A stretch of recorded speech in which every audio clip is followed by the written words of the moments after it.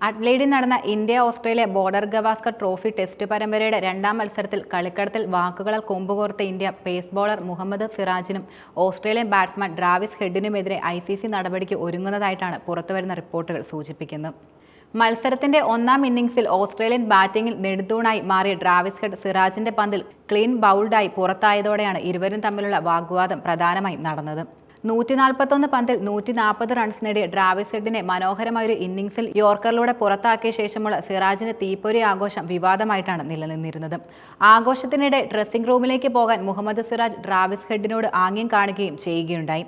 ഇതിന് മറുപടിയായി വാക്കുകൾ കൊണ്ടാണ് ട്രാവിസ് ഹെഡ് പ്രതികരിച്ചത്. മത്സരത്തിൽ പ്ലെയർ ഓഫ് ദി മാച്ചായി തിരഞ്ഞെടുക്കപ്പെട്ട ട്രാവിസ് ഹെഡ് സിറാജിനോട് നന്നായി പന്തെറിഞ്ഞു എന്നാണ് പറഞ്ഞതെന്നായിരുന്നു വ്യക്തമാക്കിയത്. എന്നാൽ ഇത് നുണയാണെന്നും തന്റെ ആഘോഷത്തിന് പിന്നാലെ ഹെഡ് തന്നെ അപമാനിച്ചു എന്ന് മുഹമ്മദ് സിറാജും ശക്തമായി ആരോപണം ഉന്നയിക്കുകയുണ്ടായി. എന്നാൽ ഇപ്പോൾ ഈ വഴക്ക് ICCയുടെ മുന്നിലെത്തിയെന്നാണ് റിപ്പോർട്ടുകൾ എല്ലാം തന്നെ പറയുന്നത്. ഗ്രൗണ്ടിലെ വഴക്കിന്റെ പേരിൽ മുഹമ്മദ് സിറാജും ട്രാവിസ് ഹെഡും അച്ചടക്ക നടപടി നേരിടേണ്ടി വരുമെന്ന തരത്തിൽ വാർത്തകളും മറ്റും വന്നിരുന്നു.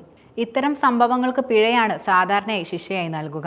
അതിനാൽ സസ്പെൻഷൻ ഉണ്ടാകില്ലെന്നും അടുത്ത മത്സരത്തിൽ താരങ്ങൾക്ക് കളിക്കാനാകുമെന്നും റിപ്പോർട്ടുകൾ തെളിയിക്കുന്നുമുണ്ട്. ഓസ്ട്രേലിയൻ ബാറ്റ്സ്മാനായ ലെബിഷയ്നെതിരെ മുഹമ്മദ് സിറാജിന്റെ പെരുമാറ്റം വളരെയധികം വിമർശിക്കപ്പെട്ടിരുന്നു. മുഹമ്മദ് സിറാജിന്റെ പെരുമാറ്റം ഓസ്ട്രേലിയൻ കണക്കുകൾക്കിടയിൽ അതൃപ്തി വലിയ തോതിൽ ഉണ്ടാക്കുകയും ചെയ്തു. സിറാജ് ബൗണ്ടറി ലൈനിൽ ഫീൽഡ് ചെയ്യുമ്പോഴും ബൗൾ ചെയ്യുമ്പോഴും ഓസ്ട്രേലിയൻ കാണികളുടെ അതൃപ്തി കാര്യമായി തന്നെ പ്രകടമായിരുന്നു.